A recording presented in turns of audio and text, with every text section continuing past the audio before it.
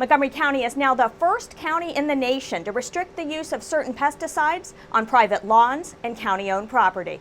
And as Susan Kenedy reports, it was a close council vote that included some intense debate. Susan?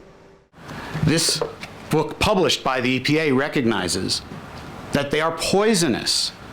And so the question is, for which uses are they acceptable, and does the adverse health effect cost outweigh the benefits? In the grand scheme of assuming that everybody's like us and has the fortunate ability to be able to pay to drive their Lexus or to afford custom organic lawn care instead of the only thing that they can afford to try and make sure that their house looks good, matters.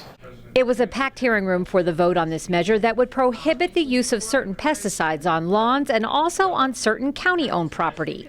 After more than 3 hours of vigorous discussion, the council voted 6-3 to move ahead with the bill. Is adopted on a 6-3 vote, making Montgomery County one of the first jurisdictions in the nation to adopt this type of legislation. And what the council is saying today is that the right of a homeowner to maintain a weed-free lawn does not supersede the right of adjacent neighbors to be kept free of harm. As far as private lawns go, the council voted to implement restrictions beginning January 1st of 2018. Montgomery County Parks has said it would immediately stop using pesticides at its parks, and the county will phase out the use of chemicals at its facilities by July 1st of next year. 293 county playing fields will have until 2020 to make the necessary adjustments.